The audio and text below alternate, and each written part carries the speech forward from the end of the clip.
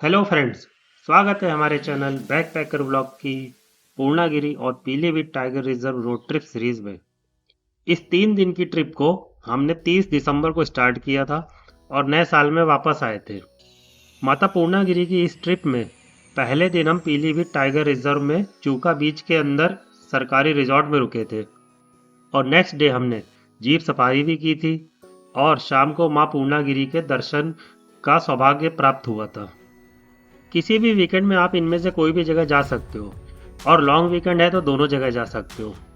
इस road trip series में हम आपको बताएंगे कि कैसे चूका बीच में रुका जा सकता है, रुकने के क्या क्या ऑप्शंस हैं, टाइगर रिजर्व के अंदर और बाहर सफारी कैसे की जा सकती है, कितना खर्चा आता है सफारी में और माँ पूर्णागिरी के दर्शन कैसे कर सकते हैं। मतलब कहाँ तक अपनी गाड़ी जाती है, कितना चलना पड़ता है, कितना टाइम लगता है चढ़ने और उतरने में, कहाँ रुक सकते हैं वगैरह। तो अगर आपने अभी तक हमारे चैनल बैकपैकर ब्लॉग को सब्सक्राइब नहीं किया है तो कर लें, जिससे कि ये सब जानकारी मिस ना होने पाए आने वाले एपिसोड्स में। आज हम चल रहे हैं लखनऊ से चूका बीच पीलीभीत टाइगर रिजर्व में, जिसमें हम रास्ते में गोला गोकर्णनाथ में शिवजी के दर्शन भी करेंगे। इसे छोटा काशी भी कहते हैं। यहाँ पे जो शिवलिंग है उसे रावण यहाँ पे लाया था। तो छोटे काशी का महत्व, यहाँ शिवजी का दर्शन कैसे कर सकते हैं, फिर चूका बीच कौन से रास्ते से जाना चाहिए, रिजॉर्ट में एंट्री की फॉर्मेलिटीज़ वगैरह, ये सब देखने के लिए वीडियो में एंड तक बने रहिए। तो शुरू करते हैं आज का सफ़र। अभी टाइम हो रहा है 11:20 और हम हैं लखनऊ के इंजीनियरिंग कॉलेज चौराहे के आगे। सुबह फॉग थी तो हम थोड़ा देर से निकले, तो आगे सारी जगह की टाइमिंग्स यहीं से बताएंगे। नेट पे कहीं देखा था कि शाम वाली सफारी 4 बजे से होती है, तो टारगेट था 3:30 बजे तक पहुंचने का। फिर रिजॉर्ट से फ़ोन आया तो उन्होंने बताया शाम वाली सफारी 2 बजे से होती है। तो अगर उसी दिन सफारी करनी है तो 8 बजे तक निकलने लखनऊ से, क्योंकि 4 से 5 घंटे लगते हैं वहाँ पहुँचने को। और अगर गोला में दर्शन करते हुए जाना है तो और 1 घंटा जल्दी निकलें। अगर आप पहले ही दिन सफारी कर लेते हो तो नेक्स्ट डे मॉर्निंग में दोबारा भी कर सकते हो, या फिर सुबह ही पूर्णागिरी चले जाएं तो उसी दिन वापस भी लौट सकते हैं।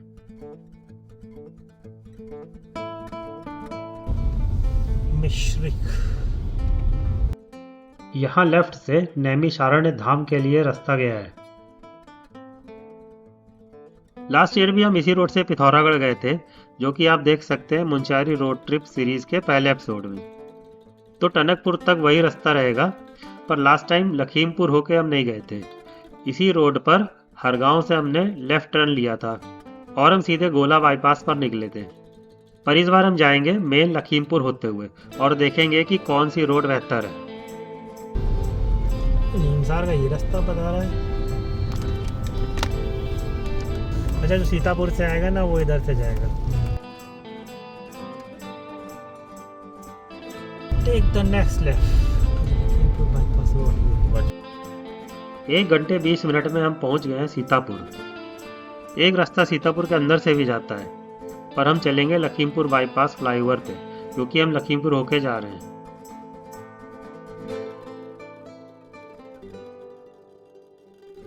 और अब वापस बाईपास से सीतापुर से आने वाली लखीमपुर रोड पे हम जा रहे हैं। Turn right onto Sitapur, Lakhimpur Road. Sitapur ये आ गए सीतापुर रोड पे। सीतापुर लखीमपुर रोड।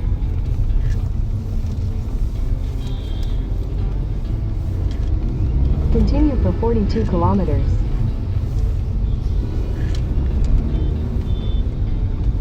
गोला गोकर्णनाथ जो लिखा है सामने। दुधवा, पीलीभीत, लखीमपुर। अरे दुधवा पहले पड़ जाएगा। दुधवा पहले। करतनिया भी सामने ही है, कहीं भी जाना हो। यूपी के तीनों eco tourism park, Kartaniya, Dudhwa, Pilibhit, तीनों इसी रोड से है। दुधवा 134। और हमारे लेफ्ट में आ चुकी है ट्रेन की पटरी फिर से। लास्ट टाइम लखीमपुर होके हम नहीं गए थे। इसी रोड पर हर गांव से हमने लेफ्ट टर्न लिया था। जैसा कि मुंशियारी जाते समय हमने देखा था कि वो रोड ज़्यादा सीनिक है, एकदम हरी भरी, छोटे छोटे गांव और जंगलों के बीच से होकर जाती है, पर 2 लेन होने की वजह से क्रूज पे गाड़ी नहीं चलती और ज़्यादा तेज भी नहीं चला सकते हैं।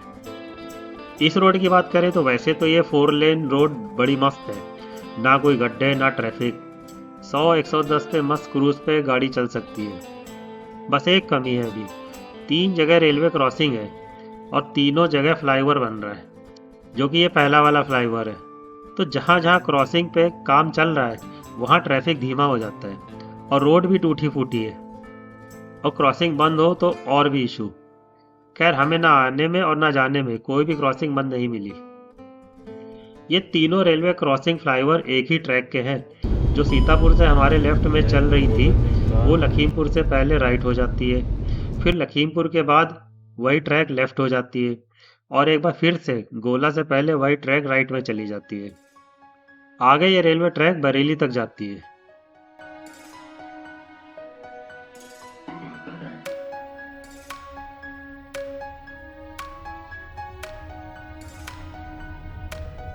सवा एक में हम पहुंचे हैं लखीमपुर।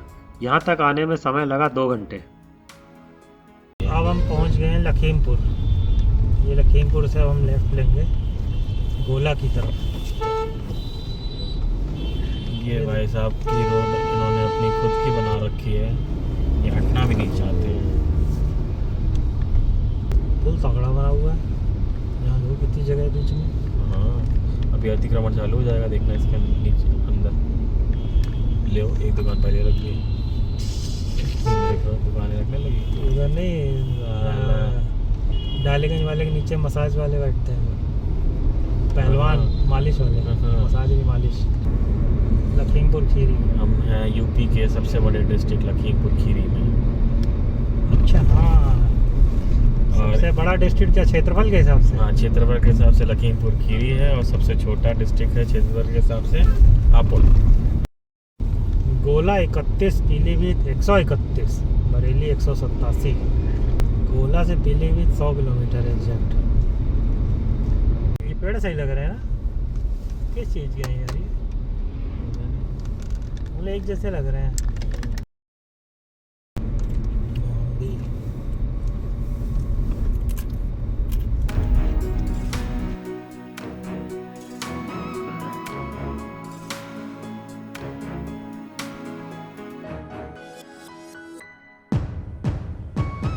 पेट्रोल भरा लिया है, चल रहे हैं। यहाँ पे हमारा पेट्रोल ब्रेक और टॉयलेट ब्रेक।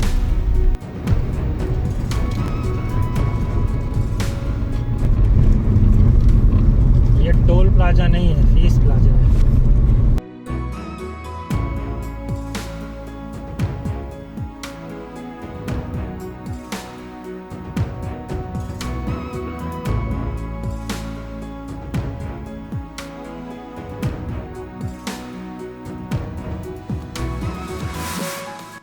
यह है दूसरा निर्माणाधीन फ्लाईओवर। यहाँ पे ट्रैक राइट से लेफ्ट हो जाता है।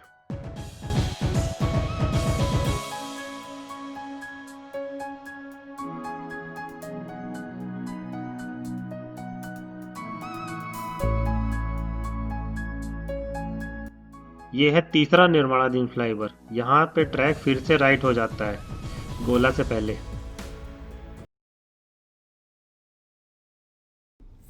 कंजस्टेड है बहुत ज़्यादा, सिंगल लाइन है ना। वही है। उसमें भी क्या है ना कि ये ट्रक्स वगैरह चलने के चक्कर में रोड की डैमेज काफ़ी हो रखी है। पिछली बार जब पिथौरागढ़ गए थे उस रूट में क्रॉसिंग नहीं पड़ी थी कोई, अंदर अंदर से निकल गए थे। रोड पतली थी, 115-20 पे नहीं चल पाओगे, लेकिन जो इस स्पीड पे चलोगे कांस्टेंट चलोगे। यहाँ ये है कि भाई 115-20 चल लो, लेकिन जब ये आ रहे हैं वो तो किस्मत है, एको क्रॉसिंग बंद नहीं मिली है। हाँ बंद मिली होती तो 10-15 मिनट और एटलीस्ट। और ऐसी कंजेस्टेड में ट्रकों की भी लग सकती थी लाइन, जैसे वहाँ पे पहले लगती थी बरेली वाले पे। इस एरिया में बैलगाड़ी वगैरह कितनी सारी हैं। बहुत है। इस रोड में तो कम दिख रही है, हाईवे जो वही दूसरा रूट बता रहे हैं उसमें बहुत ज़्यादा रहती है। मोड ऑफ ट्रांसपोर्ट अभी भी लोग यही ऑप्ट किए हुए हैं। वो बंदर कितने सारे हैं यहाँ। छोटे बड़े रोड पे एकदम बैठे हुए हैं ये तो भाई साहब। तो क्या जंगल एरिया में हम आ चुके हैं। साइड तो लेफ्ट साइड तो जंगल ही लग रहा है जिस हिसाब से पेड़ है।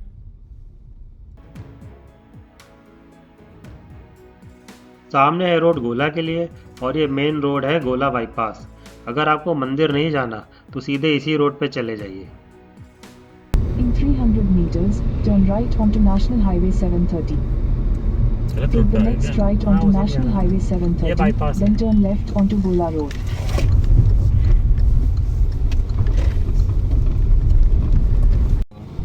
तमीज का करना नहीं है ये तो एकदम।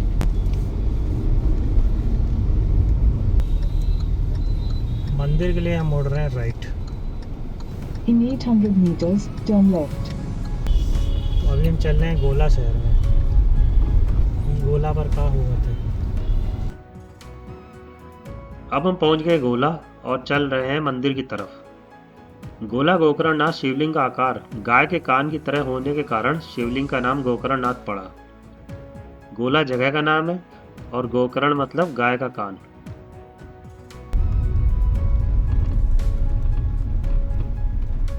गोला गोकर्ण छोटी काशी आगमन पर शिव मंदिर इधर। 2:10 पे हम पहुंच गए हैं मंदिर पे। लखनऊ से यहाँ आने में हमें समय लगा करीब 3.25 घंटे।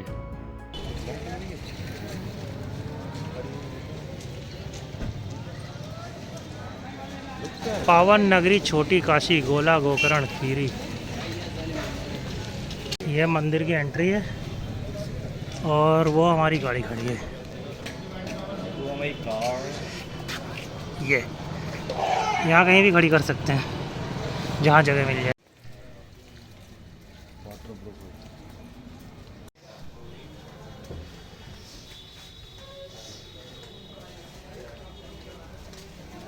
तालाब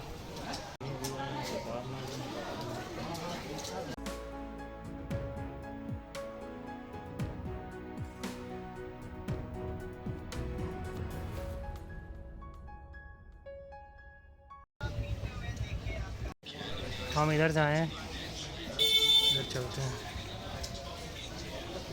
मंदिर के रास्ते में प्रसाद और बेलपत्री वगैरह की दुकानें हैं जहाँ प्रसाद लेकर आप जूते चप्पल वगैरह जमा कर सकते हैं। बोटिंग भी हो रही है। वो अकेले बैठे हुए हैं। लेफ्ट में एक तालाब है जिसमें शिव जी की बड़ी सी मूर्ति लगी है जिसे हम लौटने में देखेंगे।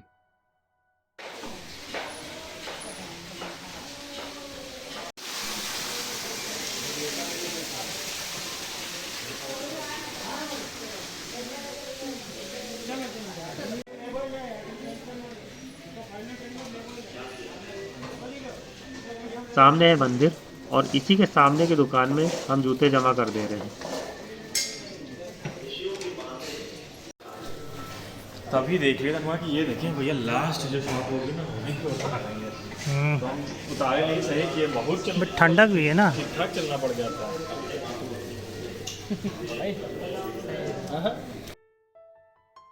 यहाँ शिवलिंग जमीन के नीचे है इसलिए यहाँ शिवलिंग के ऊपर जाल लगा रहता है जिससे किसी को चोट वगैरह ना लगे और जाल के ऊपर से ही बेलपत्र वगैरह डालना होता है। वैसे 2 और 8:30 बजे सफाई होती है तब जाल खोला जाता है। अगर उस समय आप हुए तो शिवजी के दर्शन बिना जाल के भी कर सकते हैं। यहाँ पर जो शिवलिंग है उसको यहाँ पर रावण लेके आया था। हुआ कुछ ऐसा था, रावण ने भगवान शिव को प्रसन्न करने के लिए कठिन तपस्या की। रावण की तपस्या से खुश होकर भगवान ने उसको वरदान मांगने को कहा तो रावण ने कहा वो उन्हें अपने साथ लंका ले जाना चाहता है। भगवान शिव ने शर्त रखी कि उन्हें रास्ते में कहीं भी रखा तो वे उसी स्थान पर स्थापित हो जाएंगे। वो लंका नहीं जाना चाहते थे तो ये सब उनकी माया थी। शर्त के अनुसार रावण भगवान शिव को लेकर लंका के लिए चला। जब रावण गोला गोकर्णनाथ के पास पहुंचा तो उसे लघु शंका का अनुभव हुआ। काफी समय तक बर्दाश्त करने के बाद रावण ने एक चरवाहे को इस हिदायत के साथ शिवलिंग देकर लघु शंका के लिए चला गया कि वह शिवलिंग भूमि पर नहीं रखेगा। इसी समय भगवान ने अपना वजन बढ़ा दिया और इससे चरवाहे ने रावण को आवाज लगाकर कहा कि वह अभी शिवलिंग को उठाए नहीं रह सकता है। रावण लघु शंका करने में व्यस्त होने के कारण सुन नहीं पाया या पंडित होने की वजह से लघु शंका के समय कुछ बोला नहीं। इधर चरवाहे ने शिवलिंग को जमीन पर रख दिया। वापस आने पर रावण ने शिवलिंग को उठाने की बहुत कोशिश की, लेकिन वो असफल रहा। इससे क्रोधित होकर रावण ने अंगूठे से शिवलिंग को जोर से दबा दिया। आज भी शिवलिंग पर रावण के अंगूठे के निशान है। रावण निराश होकर वापस लंका चला गया।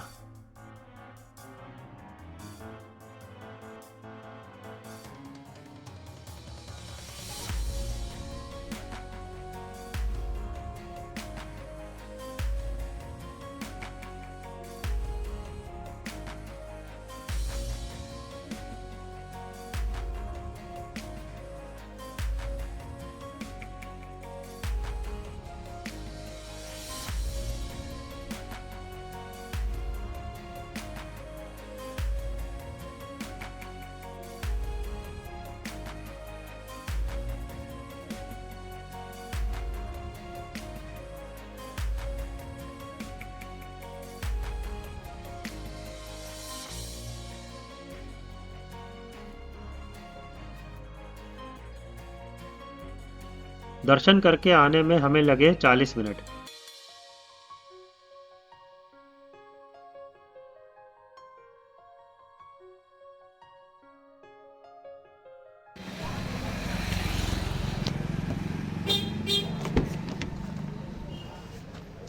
तो अब हम वापस चलते हैं पीलीभीत टाइगर रिजर्व की तरफ। मंदिर के जस्ट सामने है आशीर्वाद होटल, ठहरने की उचित व्यवस्था लिखा है। ये मंदिर की गली।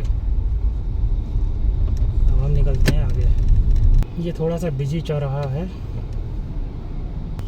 अशोक चौराहा।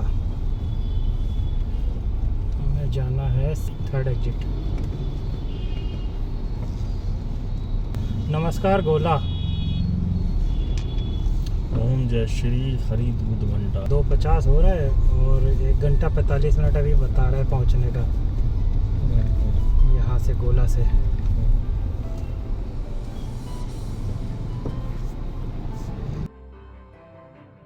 ये वो रोड है, पिछली बार हम इस रोड से आए थे, लेफ्ट वाली।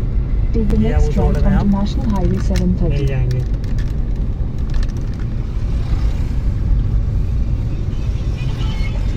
अब हम मर्ज हो रहे हैं Continue for 22 kilometers. पुराने हाईवे से। Tiger reserve forest Sansarpur. Miles है डिस्टेंस भाई साहब, गन्ने ही गन्ने कट रहे हैं इस वक्त तो।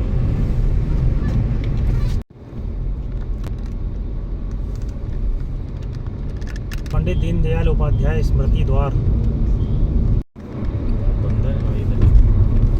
यूपी इको टूरिज्म की साइट से 3 जगह बुकिंग होती है, करतनिया घाट, दुधवा और पीलीभीत टाइगर रिजर्व। पहले हमारा प्लान था करतनिया घाट में सफारी करने का, क्योंकि पीलीभीत वाले में रूम अवेलेबल नहीं था। पर जस्ट 1 दिन पहले रूम अवेलेबल दिखा तो यहीं की बुकिंग करा ली। करतनिया घाट में 3 रिजॉर्ट हैं गवर्नमेंट वाले, एक एकदम घाट पे, दूसरा जंगल के बीच में और तीसरा जंगल के स्टार्ट में। और वहाँ पे घाट वाले रिजॉर्ट पे अवेलेबिलिटी नहीं थी। बाकी करतनिया और दुधवा तो किसी भी वीकेंड में जा सकते हैं, वहाँ से पूर्णागिरी काफ़ी दूर पड़ता है, तो दूसरे दिन और कहीं जाने का ऑप्शन नहीं है आसपास। शाहजहाँपुर। अच्छा, शाहजहाँपुर जाएगा, जहाँ से हम लोग बरेली जाते हैं। बांदा यही तो है। ये यूपी में सबसे ज़्यादा गर्मी बांदे में तो पड़ती है। 50 डिग्री टेम्परेचर चला जाता है बांदा का। In 600 meters, merge with National Highway 730, National Highway 731. ये हाईवे शाहजहाँपुर से आ रहा है। जो शाहजहाँपुर हम लोग जो जाते हैं ना, जहाँ ढाबे पे, Continue on National Highway Bareilly से 730 सीधे for 35 तो वो रोड kilometers. सीधे इधर निकलेगी आके। यहाँ अभी भी देखो इस एरिया में आपको कोई भी बंदा हेलमेट लगाए नहीं मिलेगा। रोड्स देखो कितनी गंदी है, तो ऐसा लग रहा है कि झाड़ू मंडी वंडी है, लगी है मेरे। मंडी भी है, बट देखो कितना हाँ। ज्यादा ये तो कपड़ा वपड़ा पड़ा हुआ है। इकट्ठा किया हुआ कूड़ा है कि over a period of time इकट्ठा हो गया है। बहुत ही गंदा है ये तो।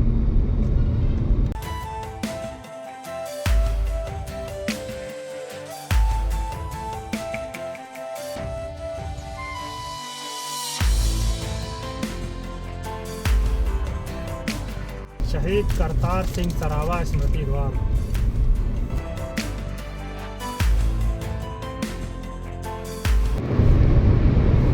118 पे क्रूज पे चल रहे हैं। पूरनपुर वासियों के लिए कनाडा जाने का एक अब मौका। कौन डाल जा रहा कनाडा। एक तो फीस भी डबल कर दी, पहले $10,000 से अभी $20,000 कर दी, ऊपर से जो इंडिया और कनाडा का टसल चल रहा है। ये वो पुरानी रोड है जिससे पिछली बार हम राइट चले गए थे, पर ये रोड अंदर जाके ना गली बन जाती है। इसको मैंने पहले वीडियो में बताया ना मुंशियारी के कि इस रोड से नहीं Continue जाना on है। SBI Road for 2 ये पूरनपुर kilometers. के अंदर से हम छोड़ दिए हैं और अब हम आउटर से जा रहे हैं। यहाँ से हम राइट लेके पूरनपुर को बाईपास करेंगे। Take the next right onto MBR 39C. ये हो गया bypass. Continue for 28 kilometers. Chhatrapati Shivaji सती द्वार।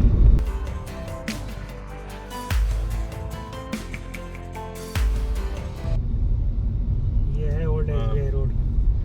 उस रोड से आते तो यहाँ निकलते।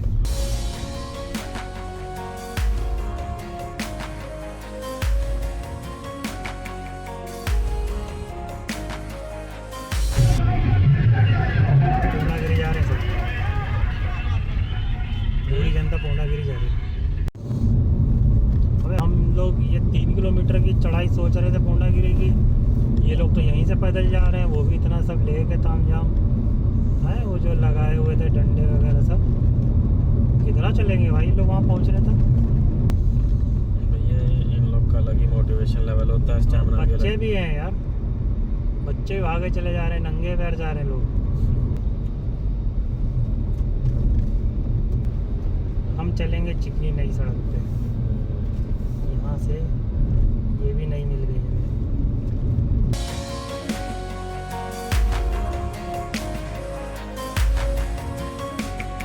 अभी हम पहुंच गए माधव टंडा में। यहीं पर कैनाल सिस्टम है जिसके नाम की वजह से इसको माधव टंडा कैनाल सिस्टम कहते हैं।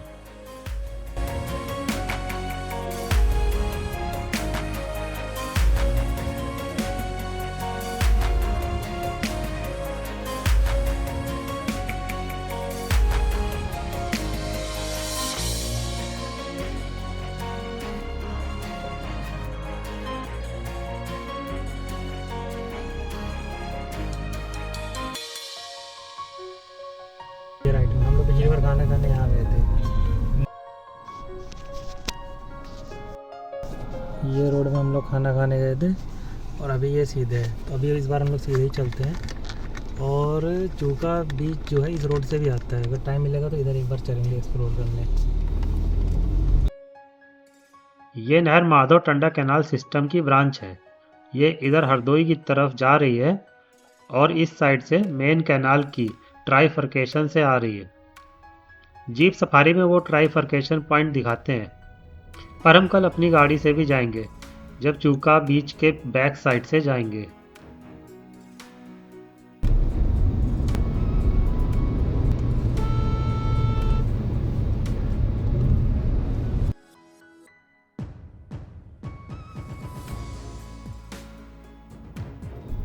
वो गेट आ गया। एग्जैक्ट 5 घंटे में हम पहले गेट पे पहुंच गए हैं, पीलीभीत टाइगर रिजर्व के। अब यहाँ से चालू होता है असली घना जंगल। इस पूरे जंगल को आप अपनी गाड़ी से भी पार कर सकते हो, माधव टांडा से खटीमा जाते हुए, जो हम मुंशियारी जाते समय गए थे।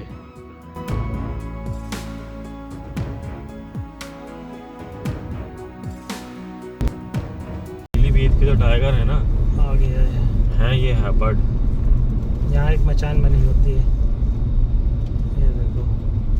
ये जो एक गेट है, ये अंदर गेट लगा है, जीप यहाँ से जाएगी राइट में। इस मचान में तो शेर आराम से ऊपर पहुंच जाएगा। अरे ये ऐसे ही। ये किस बात टाइप की मचान ऐसी हो जो साला शारदा नदी है, नदी नहीं, नहर है। ये नहर है जो आगे से शारदा नदी डैम से आ रही है और पीछे ट्राइफर्केशन पॉइंट पे जा रही है। ये है सामने।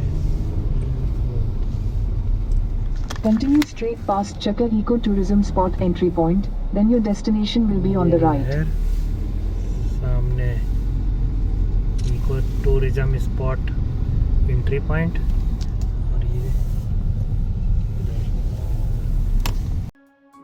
4:25 पे हम पहुंच गए हैं चूका फॉरेस्ट के गेट पे।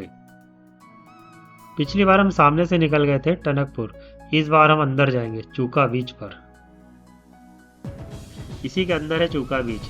देखते हैं यहाँ एंट्री का क्या प्रोसेस है। भैया वो रिजॉर्ट में बुकिंग के है इधर ही रास्ता है? वहाँ मुस्तफाबाद, हाँ, वो थारू हट जो लिखा रहता है। हाँ, वहाँ है मुस्तफाबाद, 3 कहाँ है? किलोमीटर पीछे। जो मेन गेट पड़ा था पहले, जी। तो वो गेट पे तो कुछ था नहीं। तो जैसा कि आपने सुना, यहाँ एंट्री के लिए मुस्तफाबाद में पास मिलता है, जो वो पहले वाला गेट पड़ा था। तो अब फिर वापस चलते हैं उसी गेट के पास, देखते हैं कहाँ है ऑफिस। इसकी एंट्री पहले ही बड़े गेट पे होती है, अब उधर वापस चलना पड़ रहा है। 3 कृपया धीरे चलें, जानवरों को रास्ता पहले दें। ये मचानदार है दे यहाँ से, ये तो ऐसे ही है, और ये गेट खोला जाएगा। इन्हीं जंगलों में कई बार रोड पे भी लोगों को दिख जाता है। हाँ हाँ, बाइक चलाने वाले लोग को हमने देखा है। ये हम वापस आ गए हैं पहले गेट पर। अभी ऑफिस के लिए हम लेफ्ट चलेंगे, पर अगर आप उधर से आओगे तो पहले ही राइट लेके ऑफिस चले जाइएगा। वहीं पास बनेगा रिजॉर्ट में एंट्री के लिए, और यहीं विंडो से जीप की ऑफलाइन बुकिंग हो जाती है। अंदर ही कैंटीन वगैरह भी है, तो अगर आप दिन में आओ तो यहीं से शाम वाली सफारी भी स्टार्ट कर सकते हो, चाय नाश्ता वगैरह करने के बाद। फिर सफारी करने के बाद चेक इन कर सकते हैं। तो ये है ऑफिस टाइगर रिजर्व का, जहाँ पे पास बनता है। टाइगर रिजर्व के अंदर बने रिजॉर्ट में एंट्री के लिए, जो कि बना है चूका बीच के एकदम सामने। तो इस एपिसोड में यहीं तक। नेक्स्ट एपिसोड में आप देखेंगे यहाँ से आगे की जर्नी, जिसमें आप देखोगे यहाँ रुकने और सफारी की ऑनलाइन बुकिंग कैसे होती है, सफारी की विंडो से बुकिंग कैसे होती है, अंदर रुकने के और खाने पीने के कैसे इंतजाम है, कितनी तरह के रूम्स हैं यहाँ पर, और कैसा है चूका बीच, या बोले तो शारदा सागर डैम रिजर्वायर। अगर यह वीडियो आपको अच्छा लगा हो तो लाइक करें और हमारे चैनल बैकपैकर व्लॉग को सब्सक्राइब करें। Thank you.